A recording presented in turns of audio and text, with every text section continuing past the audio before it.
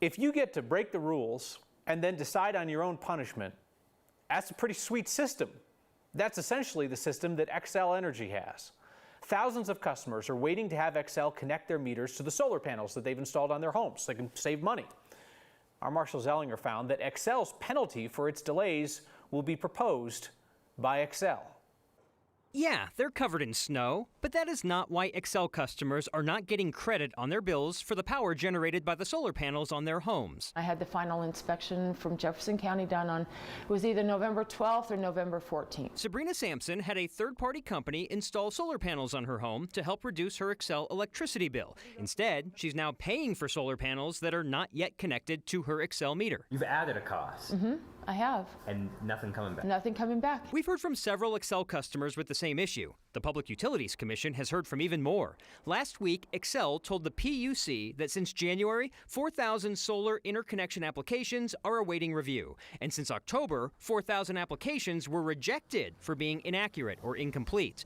That's not Sabrina's issue. She said a tech has come by twice when she wasn't home, but stopped at her fence. You guys were very quick to get your smart meter on, but when it comes to getting these solar panel meters on and up and running, nobody can get anything done. She was expecting them March 1st. Then something unexpected interrupted our interview. Wow, are you here to do my net meter?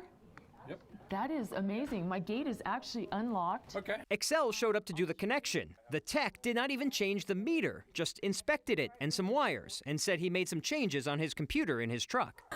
Of all days for them to show up, today they show up. I guess all my phone calls have been paying off. At its weekly meeting, the PUC discussed Xcel's solar interconnection issue. But get this, the PUC is allowing Xcel to propose its own incentives for getting the job done and to suggest what penalties it should face for poor performance.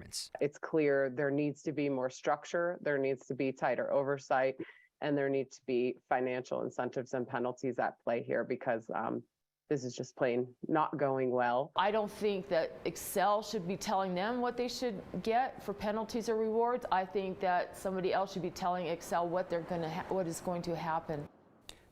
So why does Xcel get to set its own rules? We asked that too. The PUC acts as a court. The commissioners are the judges that make the ruling. Xcel gets to present what it feels is fair and why, and then other groups, including the PUC staff, give their own opinion, and ultimately it will be the PUC that makes the decision after getting the feedback, but the first piece of feedback comes from Xcel. So this is not unlike their rate increases where it's like, well, how many days do you think you should be grounded? 5 days, 10 days. Sweet. Okay, so I get stopped by people who want to talk about your Xcel reporting, and they want to pass along questions and that kind of thing. It's clear that like you've tapped into real interest in the community to learn more about this thing that impacts so many people. My inbox, my email inbox, marshall@9news.com, is the most robust area where I'm getting the feedback. Yeah. You're passing some feedback along as well, including a handwritten letter. I want to show this to you from Kay Johnson. I was supposed to meet with her today. Something came up and we couldn't meet. A handwritten letter sent to us to explain the same thing. And I know it's got a lot of numbers in there, but look at that penmanship. I was about to say, lost art. That's beautiful. And her issue was the same. I've got this solar panels on my home. They're not connected yet. Look at what my bill is doing. Can you help me? Stay after it. Kay's watching, and she's literally writing in. Thank you, Marshall.